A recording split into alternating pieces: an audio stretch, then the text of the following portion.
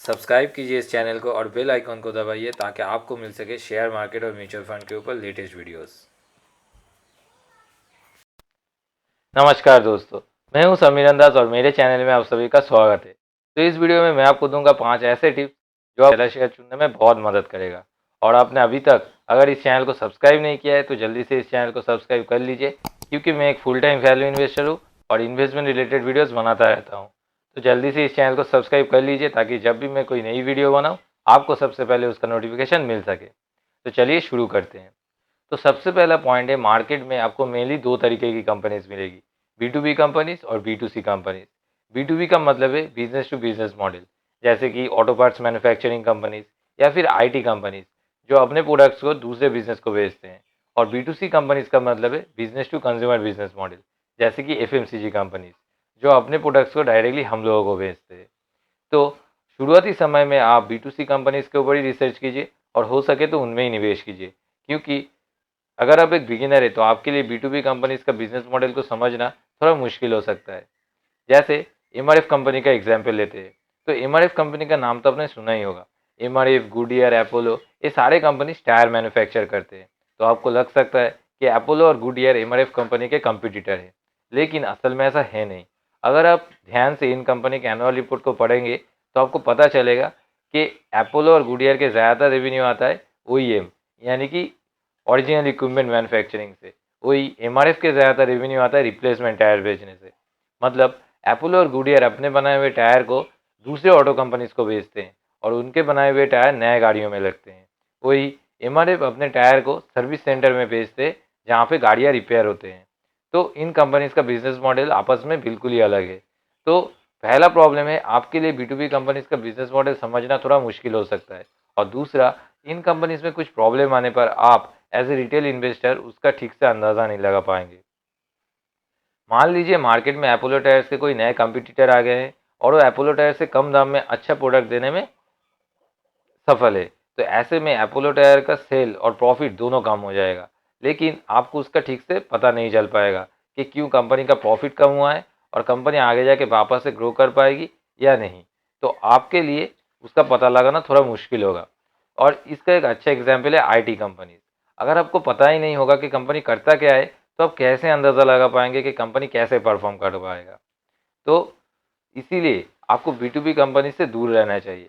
दूसरी तरफ अगर आप किसी FMCG कंपनी में निवेश करते हैं तो आपको कंपनी के बार बार बैलेंस शीट चेक करने की ज़रूरत नहीं पड़ेगी और आपको पता चल जाएगा कि क्यों कंपनी का प्रॉफिट कम हुआ है या फिर कंपनी का सेल्स बढ़ रहा है या नहीं। अगर आप किसी सेक्टर से डायरेक्टली जुड़े हुए हैं, जैसे मैं एक पैरामेडिक्स रह चुका हूँ, तो मुझे पता है कि कौन सा फार्मा कंपनीज अच्छा है या फिर कौन से कंपनीज का मेडिकल डिवाइस अच्छा है। तो अगर आप भी किसी सेक्टर से डायरेक्टली जुड़े हुए हैं तो उस सेक्टर के बारे में आपके पास ज़्यादा जानकारी हो सकता है। और अगर आप एक स्टूडेंट है तो आप हमेशा सिंपल बिजनेस से इन्वेस्ट करना शुरू कीजिए। जिस बिजनेस में आप इन्वेस्ट करेंगे उस बिजनेस का एक मोट होना चाहिए। तो मोट कई तरह का हो सकता है।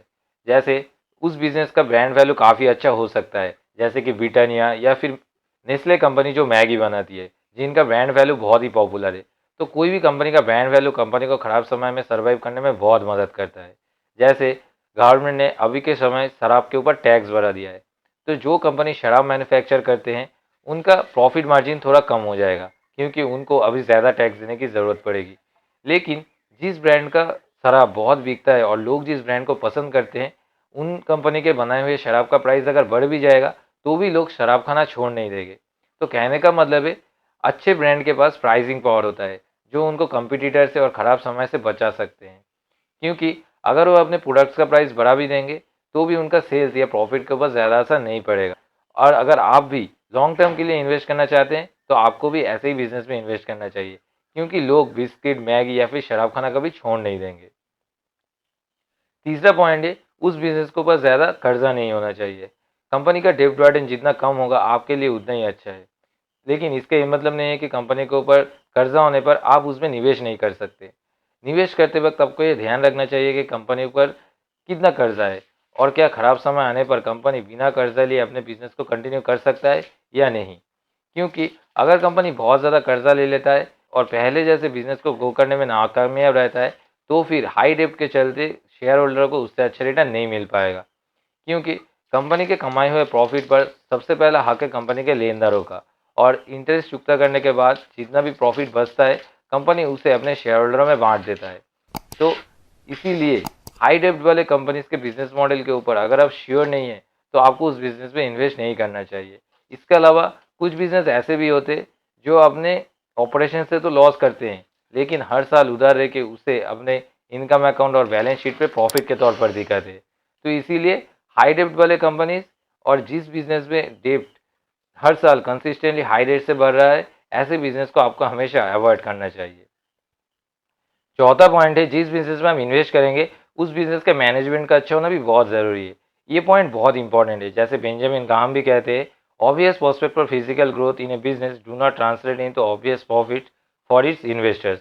मतलब अगर आपको पता है कि कोई बिजनेस फ्यूचर में बहुत अच्छा परफॉर्म करने वाला है, लेकिन उसका ये मतलब नहीं है कि आपको भी उससे अच्छा प्रॉफिट मिलने वाला है। कोई भी कंपनी से अच्छा प्रॉफिट मिलने के लिए कंपनी के मैनेजमेंट का अच्छा होना भी बहुत ज़रूरी है।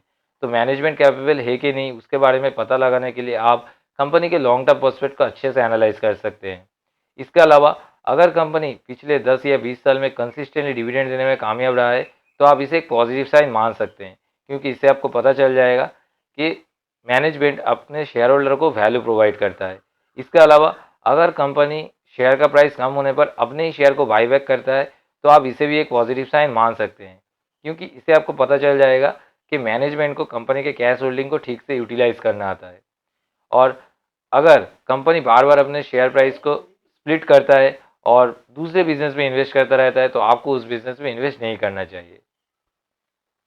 पांचवा और सबसे इम्पोर्टेंट पॉइंट है, बिजनेस चाहे कितनी भी अच्छी क्यों ना हो उसके लिए आपको कभी भी रिजनेबल प्राइस से ज़्यादा प्राइस नहीं देना चाहिए, क्योंकि अगर आप बिजनेस के लिए बहुत ज़्यादा प्राइस दे देंगे तो उससे आपको कुछ ज़्यादा प्रॉफिट नहीं मिलने वाला है।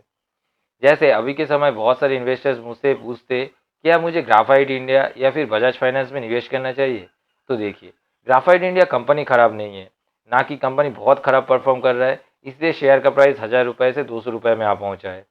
मेन पॉइंट है, ग्राफाइट इंडिया का एक शेयर 1000 रुपये में बहुत ज़्यादा ओवर वैल्यूड था। जब कंपनी का शेयर प्राइस 500 रुपये में आ पहुंचा तब कुछ इन्वेस्टर उस कंपनी के शेयर को खरीदा, क्योंकि उनको लगा कि शेयर प्राइस यहाँ से फिर से 1000 रुपये जाने वाला है। लेकिन शेयर का प्राइस 1000 रुपये तो गया नहीं, उल्टा 200 रुपये में आ गया है। तो कहने का मतलब है कंपनी के एक शेयर का प्राइस 500 रुपये में भी ओवर वैल्यूड था और उस कंपनी के एक शेयर का प्राइस 200 रुपये में भी ओवर वैल्यूड हो सकते हैं। और इसीलिए सिर्फ ग्रोथ देख के किसी भी कंपनी को अर्निंग्स के 50 या 60 गुना प्राइस में खरीदना कभी भी जस्टिफाइड नहीं है। मार्केट में आपको ऐसे कंपनीज मिलेंगे जैसे एच या फिर पीएनजी जो अभी भी 60 या 70 के पीई के आसपास ट्रेड कर रहा है। तो इसका ये मतलब नहीं है कि कंपनी का शेयर प्राइस यहाँ से आगे नहीं जा सकता, क्योंकि आपको समझना पड़ेगा कि मार्केट लॉजिक से नहीं चलता, मार्केट चलता है इमोशन से। मार्केट का पसंदीदा स्टॉक आपको हमेशा ओवर वैल्यूड ही मिलेगा, और अगर आप इस कंपनी में निवेश करेंगे तो आपको कंपनी से कुछ प्रॉफिट नहीं मिलने वाला। तो चलिए एच का ही एग्जाम्पल लेते हैं। एच के एक शेयर का प्राइस है 2000 रुपये और कंपनी एक शेयर पे 30 रुपये के आसपास अर्न करता है। तो इसका मतलब अगर आप एच के एक शेयर को 2000 रुपये में खरीदते हैं तो कंपनी आपको एक शेयर के बदले में सिर्फ 1.5% ही अर्न करके दे सकता है, और कंपनी हर साल 10% से ग्रो कर रहा है। तो इसके मुताबिक अगर कंपनी अगले साल 15% से भी ग्रो किया तो भी कंपनी एक शेयर में 35 रुपये से ज़्यादा अर्न नहीं कर पाएगा। तो इसका मतलब अगले साल भी आपके इन्वेस्ट किए 2000 रुपये में कंपनी आपको सिर्फ 1.75 से 1.85% ही अर्न करके दे सकता है। वही अगर आप अपने पैसे को एफडी में भी डिपॉजिट करते हैं तो वहाँ से आपको 7% का इंटरेस्ट रेट मिल जाएगा। तो आप ज़्यादा रिस्क लेके शेयर में निवेश क्यों करेंगे। तो इसीलिए बिजनेस चाहे कितनी भी अच्छी क्यों ना हो आपको कभी भी उसके लिए रीजनेबल प्राइस से ज़्यादा प्राइस नहीं देना चाहिए, और ज़्यादातर रिटेल इन्वेस्टर को इसी वजह से मार्केट में भारी लॉस उठाना पड़ता है। तो उम्मीद है इस वीडियो से आपको कुछ मदद मिला है। अगर आपको वीडियो पसंद आए तो लाइक कीजिए और कमेंट कीजिए और ज़्यादा से ज़्यादा शेयर कीजिए ताकि और लोगों तक मेरा वीडियो पहुंच सके। और इस चैनल को सब्सक्राइब भी कर लीजिएगा, क्योंकि मैं आपके लिए लाता रहूँगा ऐसे और भी वीडियोस। तो आपका सपोर्ट होना भी बहुत ज़रूरी है। तो आज के वीडियो के लिए बस इतना ही, मिलेंगे अगले वीडियो में। Till then have a nice day, bye bye.